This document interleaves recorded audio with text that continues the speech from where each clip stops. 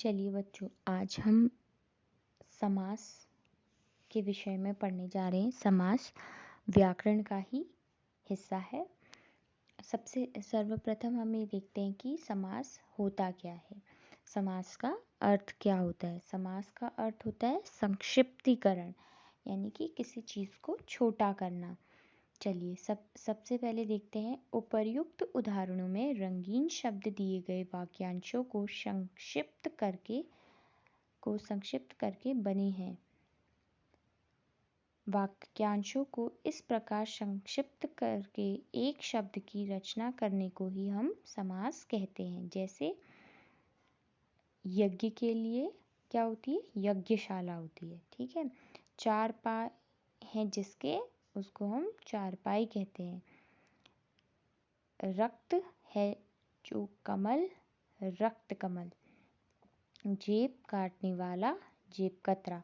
इस तरह से इन चित्रों में कुछ उदाहरण दिए हैं, उसमें चित्र दिए हैं। उन चित्रों को हम क्या कहेंगे, इसके एग्जाम्पल उदाहरण दिए गए हैं। जैसे यज्ञशाला, चारपाई, रक्त कमल, जेब कतरा। तो ये ऊपर जो शब्द वाक्य दिया गया है उसको संक्षिप्त करके नीचे लिखा गया है, तो इसी को हम समास कहते हैं, ठीक है। अब हम देखते हैं समास की परिभाषा। समास की परिभाषा, दो या दो से अधिक पदों अथवा वाक्यांशों को संक्षिप्त करके नए शब्द बनाने की प्रक्रिया को हम समास कहते हैं। यानी कि जो वाक्यांश है उसको छोटा करके एक नया शब्द बन जाता है, उसको हम समास कहते हैं। जैसे इसमें दो पद होते हैं, एक पहला पद पूर्व पद और एक दूसरा पद उत्तर पद। जैसे सबसे पहला उदाहरण देखते हैं, यज्ञशाला। यज्ञशाला में यज्ञ पूर्व पद है और शाला उत्तर पद है। चारपाई में भी चार पूर्व और पाई उत्तर पद। रक्त कमल में भी रक्त पूर्व पद यानी कि पहला पद होगा और कमल दूसरा पद होगा। वैसे ही जेब कतरा में भी जेब जो होगा वो पहला पद पूर्व पद और कतरा दूसरा पद। यानी कि जब भी हम समास करेंगे या फिर उसके उदाहरणों को उसका संक्षिप्तीकरण करेंगे या फिर विग्रह करेंगे, तो हम ये देखेंगे कि प्रत्येक समास में दो पद होंगे, ठीक है। ऐसा नहीं होगा कि उसमें पद नहीं होंगे। चलिए अब देखते हैं समस्त पद एवं समास विग्रह। समस्त पद क्या होते हैं और समास पद क्या होते हैं। यहाँ पर यज्ञशाला, चारपाई, रक्त कमल, जेब कतरा, ये क्या है, समस्त पद है, ठीक है।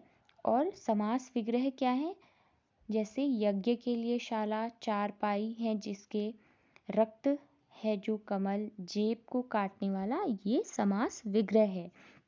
इसको हम विग्रह कहेंगे, ठीक है। समास अब देखते हैं, रचना में दो पद होते हैं जो मैंने आपको अभी बताया। पहला पद पूर्व पद और दूसरा पद उत्तर पद कहलाता है। इन दोनों के समास यानी संक्षिप्त मेल से बना नया शब्द समस्त पद कहलाता है। यानी कि जैसे यज्ञशाला है, चारपाई है, ये सब क्या है, समस्त पद हैं और इनको संक्षिप्त किया गया है। उपर्युक्त उदाहरणों में यज्ञ, चार, रक्त और जेब पूर्व पद हैं, शाला, पाई, कमल और कतरा उत्तर पद हैं, तथा इनके मेल से बने नए शब्द यज्ञशाला, चारपाई, रक्त कमल, जेब कतरा समस्त पद हैं। आई बात समझ में आपको। अब समास विग्रह, समस्त पद के सभी पदों को उनके पहले जैसे रूप में विस्तृत करके अलग अलग करने की प्रक्रिया को समास विग्रह कहते हैं। जैसे राजदूत समस्त पद का समास विग्रह होगा राजा का